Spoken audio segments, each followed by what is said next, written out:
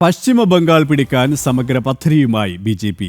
294 നിയമസഭാ മണ്ഡലങ്ങളെ 3 വിഭാഗങ്ങളായി തിരിച്ച് പ്രവർത്തനം ആരംഭിച്ചു.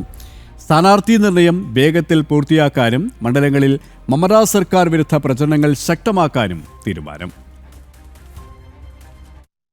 പശ്ചിമ ബംഗാളിൽ മമതാ സർക്കാരിനെ താഴെയിറക്കി ഇത്തവണ ഭരണം പിടിച്ചെടുക്കാനുള്ള പദ്ധതികളുമായാണ് ബി.ജെ.പി. നിയമസഭാ തെരഞ്ഞെടുപ്പ് കളത്തിലിറങ്ങുന്നത്.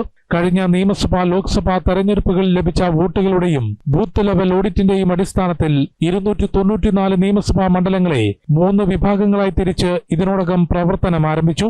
വിജയസാധ്യത ഏറ്റവും കൂടുതലുള്ള എ വിഭാഗത്തിൽ 162 മണ്ഡലങ്ങളുണ്ട്. 49 സീറ്റുകൾ ബി വിഭാഗത്തിലും സി വിഭാഗത്തിൽ 83 സീറ്റുകളുമാണ് ഉൾപ്പെടുത്തിയത്. യുവനേതാക്കൾക്കും വനിതകൾക്കും ഒപ്പം ജനപിന്തുണയുള്ള മുതിർന്ന നേതാക്കളെയും ഉൾപ്പെടുത്തി അതിവേഗത്തിൽ സ്ഥാനാർത്ഥി നിർണയം പൂർത്തിയാക്കും. ബൂത്ത് തലത്തിൽ മമതാ സർക്കാർ വിരുദ്ധ പ്രചാരണങ്ങൾ ശക്തമാക്കും.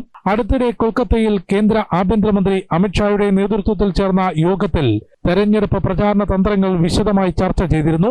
2016 3 സീറ്റുകൾ മാത്രമുണ്ടായിരുന്ന ബി.ജെ.പി. 2021 നിയമസഭാ തെരഞ്ഞെടുപ്പിൽ 294 77 മണ്ഡലങ്ങൾ പിടിച്ചെടുത്ത് പ്രധാന പ്രതിപക്ഷമായി ഉയർന്നു വന്നു. ബംഗാളിൽ കോൺഗ്രസിന്റെയും ഇടതു പാർട്ടികളുടെയും വൻ തകർച്ചയ്ക്കുമാണ് കഴിഞ്ഞ നിയമസഭാ തെരഞ്ഞെടുപ്പ് സാക്ഷ്യം വഹിച്ചത്. ജനം, ഡൽഹി.